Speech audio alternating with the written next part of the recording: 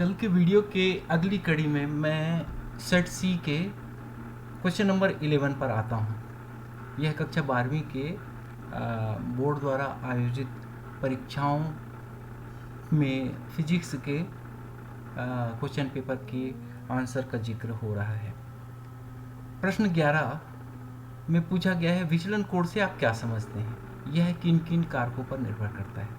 तो आप जानते होंगे कि विचलन का मतलब क्या है। विचलन का अर्थ है कि कोई एक चीज़ जो पहले जिस रास्ते जा रही थी अपने रास्ते से दूसरे रास्ते चलने लगती है। तो ये जो जनरल कॉन्सेप्ट है वो फिजिक्स में भी लागू होता है। तो जब प्रकाश की किरणें प्रिज्म से, यहाँ हम प्रिज्म का जिक्र कर रहे हैं क्योंकि आपके कोर्स में प्रिज्म है, अदरवाइज किसी भी प्रकाशिक युक्ति से वो अपवर्तित होती है या कि परावर्तित होती है, जो भी हो, और उसके कारण अपने मार्ग से परिवर्तित हो जाती है, मार्ग से विचलित हो जाती है। तो उसकी माप के लिए क्या किया जाता है कि आपतित किरण और निर्गत किरण के बीच कोण को मापा जाता है और इसे डेल्टा से प्रदर्शित करते हैं और इसे ही विचलन कोण कहते हैं। तो आपके स्क्रीन पर जो मैंने एक सटीक शब्दों का प्रयोग करते हुए उत्तर जो लिखा है, इसको आप चाहे स्क्रीनशॉट लेकर के या कि वीडियो को पॉज करके इसको उत्तर के रूप में ले सकते हैं। तो यह दो चीज़ों पर डिपेंड करता है, पदार्थ के अपवर्तनांक पर। विचलन कोण का मान अपवर्तक प्रकाशिक युक्ति, यहाँ पर हम प्रिज्म जो लेकर रखे हैं, उसके पदार्थ के अपवर्तनांक पर निर्भर करती है। अपवर्तनांक जितना अधिक होगा विचलन भी उतना ही अधिक होता है। दूसरा, प्रयुक्त प्रकाश के तरंग दैर्ध्य पर जो प्रकाशिक घटना हम जो संपन्न कर रहे हैं, तो उसमें अपवर्तन के लिए हमने कौन सा रंग यूज किया है, इस पर डिपेंड करता है कि विचलन कोण का मान क्या होगा। लाल रंग का अपवर्तनांक सबसे कम होता है क्योंकि लाल रंग का तरंग दैर्ध्य बहुत अधिक होता है और अधिक तरंग दैर्ध्य वाली जो किरणें हैं वो सीधी रेखा में चलती हैं और उनमें विचलन कम से कम होता है। तो इसके कारण से जो विचलन कोण का मान प्रकाश के तरंग दैर्ध्य पर निर्भर करता है। अधिक तरंग दैर्ध्य के लिए विचलन कम होता है। अगला प्रश्न है, आपके स्क्रीन पर देख सकते हैं, प्रश्न 12, लॉजिक गेट का नाम लिखिए। जो चित्र में प्रदर्शित है उस लॉजिक गेट का नाम लिखिए, इसका बूलियन व्यंजक और सत्यता सारणी भी बनाइए। तो आप देख सकते हैं लॉजिक गेट यह नॉर गेट है। आप एक सिंपल सी पहचान देखिए कि अगर सामने पॉइंट के रूप में एक गोल आकृति बनी हो छोटी सी, जो यहाँ पर मैं इंडिकेट कर रहा हूँ, तो वह निगेटिव गेट होता है। और आर गेट में ये जो है एरो जो बना है ये सामने नुकीला होता है, और जो एंड गेट होता है वह नुकीला ना होकर के सामने से चपटा होता है।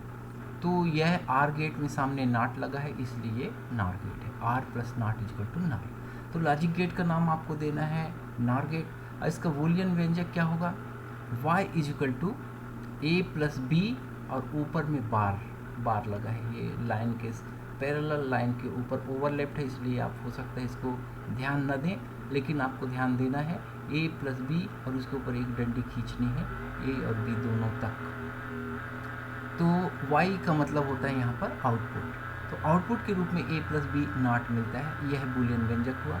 अब सत्यता सारणी आप किस प्रकार से बनाएंगे? सीरियल नंबर ले लीजिए, जितने भी इनपुट सिग्नल आप ए और बी में जितनी भी वैरायटी और कॉम्बिनेशन ले सकते हैं, उस सभी पॉसिबल कॉम्बिनेशन को लेते हुए हमको केवल 4 इनपुट मिल सकते हैं। तो हमने कॉलम बनाया सीरियल नंबर का ए और बी, फिर उनका ए प्लस बी जो कि आर गेट को रिप्रेजेंट करता है।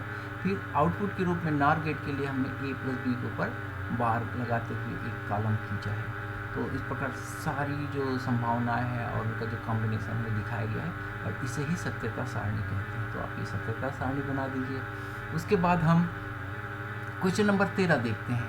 हाइड्रोजन परमाणु की बामर श्रेणी के लिए अधिकतम एवं न्यूनतम तरंग दैर्ध्य की गणना कीजिए, जहां आर रिडबर्ग नियतांक का मान दिया है 1.097 × 10⁻⁷ मीटर इनवर्स। तो आपको मैं जल्दी में बता देता हूं कि हाइड्रोजन स्पेक्ट्रम की जो विभिन्न स्पेक्ट्रम श्रेणी मिलती है वह कैसे मिलती है। तो हाइड्रोजन एकल परमाणु होता है, हाइड्रोजन एकल इलेक्ट्रॉन वाला परमाणु होता है, और हाइड्रोजन परमाणु को जब ऊर्जा दी जाती है तो उसका इलेक्ट्रॉन उच्चतर कक्षाओं में प्रमोट हो जाता है, उत्तेजित होकर, और वहाँ से जंप करके वापस अपनी मूल कक्षा में आता है। और जब वह मूल कक्षा में आता है विभिन्न उच्च कक्षाओं से, तो वह विद्युत चुंबकीय तरंगें उत्सर्जित करता है और जिनको पर्टिकुलर नाम से जाना जाता है। तो यहाँ बामर श्रेणी के बारे में बात हो रही है। तो बामर श्रेणी आप समझ लीजिए, बामर श्रेणी की स्पेक्ट्रमी रेखाओं के तरंगदैर्घ्य निम्न समीकरण से दिए जाते हैं। यानी कि बामर श्रेणी में क्या होता है कि जो परमाणु हाइड्रोजन का इलेक्ट्रॉन है उच्चतर कक्षा जो कि 3, 4, 5 या कि कोई भी इनफाइनाइट तक है, जब लौट के दूसरी कक्षा में आता है तो जो तरंगदैर्घ्य उत्सर्जित करता है उसे हम बामर श्रेणी कहते हैं। और उसके लिए सूत्र दिया जाता है 1/λ r इंटू 1/2² - 1/n²। इस श्रेणी के लिए सबसे बड़ा तरंगदैर्घ्य क्या होगा? सिंपल है, n का मान पॉसिबल है 3, 4, 5, 6 एंड अप टू इनफाइनिट। तो आप देखेंगे कि n का मान न्यूनतम रखेंगे तो लैम्डा का मान मैक्सिमम प्राप्त होगा। क्यों? क्योंकि यहाँ पर लैम्डा 1/λ के रूप में है, व्युत्क्रम अनुपात में है। यानी कि न्यूनतम n के न्यूनतम मान के लिए लैम्डा का अधिकतम मान प्राप्त होगा। सबसे बड़ा तरंगदैर्घ्य हमको n2 = 3 के लिए मिलेगा। तो n2 = 3 यहाँ इस जगह पे हम n2 = 3 रख के जब कैलकुलेट करते हैं, कैलकुलेशन बहुत सिंपल है। हमने मान रखा 1.097 × 10⁻7 और n की जगह हमने 3 रखा। तो आप देख सकते हैं 3 × 9, 2 दूनी 4। यहाँ पर हमने कैलकुलेट किया, फिर 4 और 9 का लघुत्तम लिया और ये 9 में से 4 गया 5/36 आया। फिर लैम्डा का मान उसके उल्टे व्युत्क्रम के रूप में होगा तो 36 ऊपर और ये सब चीज़ें नीचे चली गई। कैलकुलेशन किया तो आया 6.563 × 10⁻7। 10⁻7 को एंगस्ट्रॉम में बदलने के लिए दशमलव को हम 3 अंक दाहिने तरफ खिसकाते हैं, इसलिए 7 10 की घात ऋण 7 10 की घात ऋण 10 बन जाता है। ऋण 10 बनने के बाद वह एंगस्ट्रॉम के रूप में रिप्रेजेंट किया जा सकता है, क्योंकि तरंग दैर्घ्यों की जो व्यवहारिक इकाई है, जो अंतर्राष्ट्रीय वैज्ञानिक लोग जो स्वीकार करते हैं वो एंगस्ट्रॉम होता है। इसलिए जनरली तरंग दैर्घ्य को एंगस्ट्रॉम के रूप में आपको दिखाना होता है। इसी प्रकार इस श्रेणी का सबसे छोटा तरंगदैर्घ्य n = इनफाइनाइट के लिए मिलेगा। 1/λ = r × 1/2² - n² का ही सूत्र इस्तेमाल करेंगे।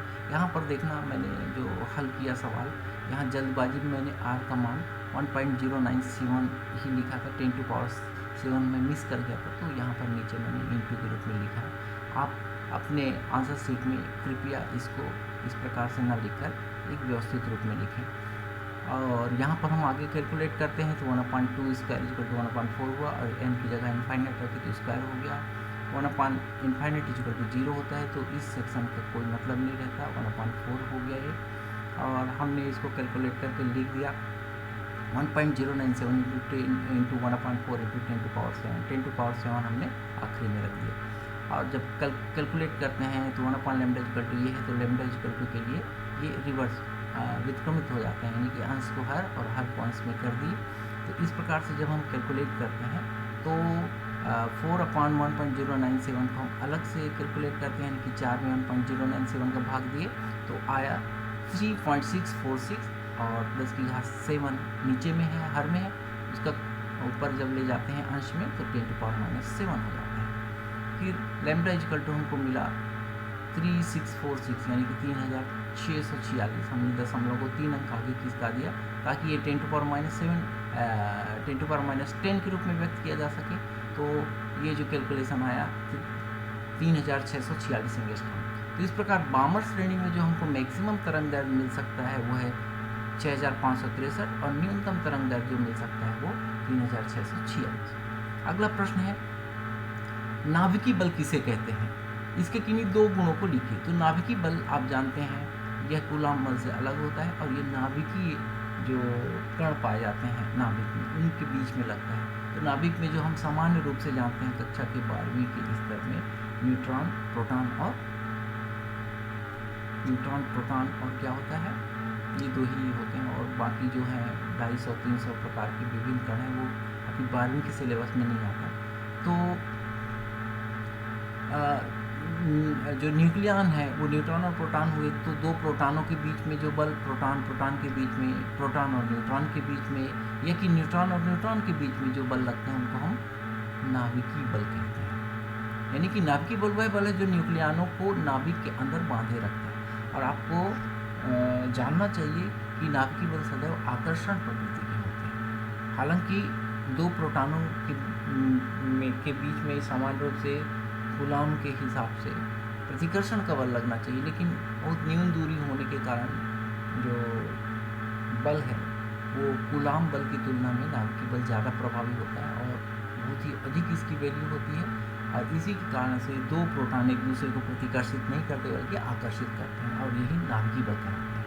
तो अब इसमें पूछा गया इसके किन्हीं दो गुणों को लिखे, तो गुण पहले नंबर पे। अब जब ऐसे प्रश्न आते हैं, दो गुण ही लिखना है और बहुत सारे गुण होते हैं, तो आपको कोशिश करना चाहिए कि जो सबसे इम्पोर्टेंट गुण हैं उन्हीं को लिखें, महत्वपूर्ण गुणों को लिखें। जो बहुत ही हल्के फुल्के हैं और जिनका ज़्यादा महत्व नहीं है, ऐसी चीज़ों को लिखना नहीं चाहिए। तो महत्वपूर्ण गुणों में हम देखेंगे कि ये बल आवेश पर निर्भर नहीं करते, मतलब प्रोटॉन और प्रोटॉन के बीच में वही बल लगेगा जो कि प्रोटॉन और न्यूट्रॉन के बीच में लगता है और न्यूट्रॉन और न्यूट्रॉन के बीच में लगता है। तो आवेश है नाभिकीय कण में कि आवेश नहीं है, और जो दो हैं पार्टिसिपेंट वो दोनों एक ही प्रकार के हैं कि अलग अलग हैं, इन किसी चीज़ों पर नाभिकीय बल निर्भर नहीं करता। दूसरा है नाभिकीय बल अकेंद्रीय बल होते हैं, अतः दो न्यूक्लियनों के बीच कार्य करने वाला नाभिकीय बल इनको मिलाने वाली रेखा के अनुदिश कार्य नहीं करता, जो जैसे कि कूलाम बल में होता है। कूलाम बल में क्या होता है कि दो आवेशित कणों के बीच की दूरी उन दोनों कणों के केंद्र से मापी जाती है, और केंद्र से जो दूरी मापी गई है तो केंद्र के अनुदिश जो रेखा हम खींचते हैं, दोनों पार्टिसिपेंट कणों को मिलाने वाली रेखा, उसी के अनुदिश कूलाम बल कार्य करता है। लेकिन नाभिकीय बल ऐसा नहीं होता, वह केंद्रीय बल नहीं है, अतः दोनों नाभिकों के दोनों कणों के केंद्र को मिलाने वाली रेखा के अनुदिश वह कार्य नहीं करता। मतलब यह ओवरऑल अटैचमेंट होता है, ये पूरी तरीके से काम करता है, यानी कि त्रिज्यीय दिशा में भी काम कर सकता है और अतिरिज्यीय दिशा में भी काम कर सकता है। तो ये बेसिक डिफरेंस है, इसको आप लिखिए, और जो उत्तर आपको लिखना हो आप स्क्रीनशॉट लेके सेव करते जाएं अपने मोबाइल पे या कि लैपटॉप पे, और उसको इत्मीनान से बाद में अपने आंसर शीट में उतार सकते हैं। अगला क्वेश्चन देखते हैं कि मॉड्यूलेशन क्या है। संदेश सिग्नल भेजने के लिए मॉड्यूलेशन की आवश्यकता क्यों होती है? तो मॉड्यूलेशन आप समझ लीजिए कि आज के संचार तकनीक के युग में हम एक बहुत कॉमन सा उदाहरण ले लीजिए कि हम क्रिकेट मैच का सीधा प्रसारण देखते हैं, तो वह क्रिकेट मैच का सीधा प्रसारण हम तक किस प्रकार से पहुंचता है? वहाँ पर जो शोरगुल है और जो दृश्य है वह हमारे आँखों और कानों तक पहुँचाया जाता है। तो आप जानते हैं कि जो शोरगुल है यानी कि ध्वनि है, ध्वनि तरंगों का वेग बहुत ज़्यादा नहीं होता है, हवा में 332 मीटर प्रति सेकेंड होता है। और उस हिसाब से अगर दिल्ली में यानी कि आपसे 1000 किलोमीटर दूर पर कोई मैच हो रहा है और अगर ध्वनि तरंगे अपनी गति से पहुँचे तो कम से कम 1 दिन 2 दिन आपको आप तक पहुँचने में उसको लग सकता है। 2 दिन मैंने ज़्यादा बोल दिया, लेकिन 8 से 10 घंटे का समय चाहिए। जबकि हम लाइव देखते हैं तो यह कैसे संभव होता है? यह होता है मॉड्यूलेशन के द्वारा। मॉड्यूलेशन क्या है? निम्न आवृत्ति के मूल आधार बैंड सिग्नल जो कि संदेश सिग्नल होते हैं उसको उच्च आवृत्ति की वाहक तरंगों के ऊपर अध्यारोपित कर दिया जाता है, और इस प्रक्रिया को मॉड्यूलिंग कहते हैं। आप इसको यूँ समझिए कि आप पैदल चल सकते हैं, आपकी स्पीड अधिक से अधिक वही होगी जितनी आपके कदमों की स्पीड, लेकिन आपको बहुत तेज़ गति से कहीं पर पहुंचना है तो आप घुड़सवारी कर सकते हैं, घोड़े के ऊपर सवारी कर सकते हैं। तो मॉड्यूलेशन बिल्कुल वही बात है कि एक स्लो रफ्तार से चलने वाली ध्वनि तरंगों का जब हम अध्यारोपण विद्युत चुंबकीय तरंगें जिनकी स्पीड होती है 3 लाख किलोमीटर प्रति सेकंड, उसमें अध्यारोपित करा दिया, यानी कि घोड़े एक बहुत हाई स्पीड के घोड़े पर आदमी अगर बैठेगा तो उसके संचरण की जो रफ्तार होगी वो घोड़े जितनी हो जाएगी। तो इसी प्रकार से मॉड्यूलेशन होता है। मॉड्यूलेशन की आवश्यकता क्यों होती है? मॉड्यूलेशन की आवश्यकता इसलिए होती है कि अगर हम बिना मॉड्यूलेशन किए सामान्य रूप से जो सूचना तकनीक का प्रयोग करेंगे तो हमको सूचना प्रसारण हेतु एक टावर की आवश्यकता होती है, और टावर की जो ऊंचाई होती है वह सूचना तरंगों की तरंग दैर्ध्य की कोटि की होनी चाहिए। कोटि मतलब कैटेगरी की, और कम से कम जो तरंग दैर्ध्य है उसका 1/4 तो होना ही चाहिए। अब सूचना तरंगों को लेते हैं, जैसे 20 किलो हर्ट्ज। 20 किलो हर्ट्ज का मतलब आप समझते हैं, ध्वनि तरंगों की सबसे उच्चतम सीमा जो हम सुन सकते हैं। 20 हर्ट्ज से 20 किलो हर्ट्ज हमारी सुनने की क्षमता होती है। तो सबसे तीव्र ध्वनि, सबसे तीखी ध्वनि अगर हम लें जो कि 20 किलो हर्ट्ज की है, उसको हम सूचना तकनीक के आधार पर टावर के जरिए अगर प्रसारित करना चाहें तो उसकी जो तरंग दैर्ध्य होती है वो 15 किलोमीटर होगी। और 15 किलोमीटर तरंग दैर्ध्य वाली तरंगों के प्रेषण के लिए हमको कम से कम 3.25 यानी कि 3.7 किलोमीटर ऊंचे एंटीना की आवश्यकता होगी। और व्यवहारिक रूप से एंटीना की ऊंचाई 100 से 150 मीटर होती है। उससे ऊंचे एंटीना को बनाना असंभव है और अव्यवहारिक भी है। तो अगर हम ध्वनि तरंगों का प्रसारण करना चाहें तो इस तरीके से तो बिल्कुल पॉसिबल नहीं है। फिर दूसरा, सूचना तरंगें जो है वो बहुत ही कम आवृत्ति की होती हैं, और आवृत्ति कम होने के कारण ऊर्जा भी कम होती है। और वह हम जानते हैं कि कोई तरंगी जब वायुमंडल में संचरित होती है तो उसकी ऊर्जा वायुमंडल में एब्जॉर्ब होती जाती है, और जब गंतव्य तक पहुंचेगी तो वह तरंग एक तरीके से वायुमंडल में ही गुम हो जाएगी, तो सूचना गंतव्य तक नहीं पहुंच पाएगी। इस कारण से मॉड्यूलेशन की आवश्यकता होती है। मॉड्यूलेशन में इन्हीं सूचना ध्वनि तरंगों को हम उच्च आवृत्ति वाले विद्युत चुंबकीय तरंगों के ऊपर अध्यारोपित कर देते हैं। वह प्रकाश की गति यानी कि 3 लाख किलोमीटर प्रति सेकंड की रफ्तार से गंतव्य तक पहुंचती है, और इस बीच में सूचना तरंगों की ऊर्जा की हानि नहीं होती। क्यों? क्योंकि वह अपनी ऊर्जा से गति नहीं कर रही है, बल्कि वह वाहक तरंगों के ऊपर सवार होकर गति कर रही है। तो यही कारण है कि सूचना क्रांति के लिए मॉड्यूलेशन का उपयोग किया जाता है। अगला प्रश्न है, 20 किलोमीटर किसी 20 सेंटीमीटर फोकस दूरी वाले उत्तल लेंस के संपर्क में 30 सेंटीमीटर फोकस दूरी के अवतल लेंस को रखा गया है। तो ये जो संयोजन है इसकी फोकस दूरी क्या होगी? तो हम जानते हैं कि संयुक्त लेंस की फोकस दूरी का सूत्र होता है 1/f = 1/f1 + 1/f2, और अगर 3 लेंस है तो 1/f3 सीरीज में इसी प्रकार से लिया जाएगा। तो यहाँ पर वैल्यू है f1 = 20 सेंटीमीटर उत्तल लेंस, f2 = 30 सेंटीमीटर। तो यहाँ पर अवतल लेंस की फोकस दूरी को हमेशा माइनस में व्यक्त किया जाता है। तो जब हम इसको हल करेंगे तो होगा 1/f = 1/20 + 1/-30। माइनस चिन्ह के कारण यहाँ पर जब हम लघुत्तम लेके जोड़ेंगे तो 3 - 2/60 आएगा। 1/f = 1/60 हुआ तो f = 60 सेंटीमीटर। अब आप देख सकते हैं कि यहाँ पर अंतिम उत्तर जो है 60 सेंटीमीटर प्लस के रूप में आया है, यानी कि फोकस दूरी धनात्मक है। अतः जो संयुक्त लेंस है वह एक अभिसारी लेंस की तरह कार्य करेगा।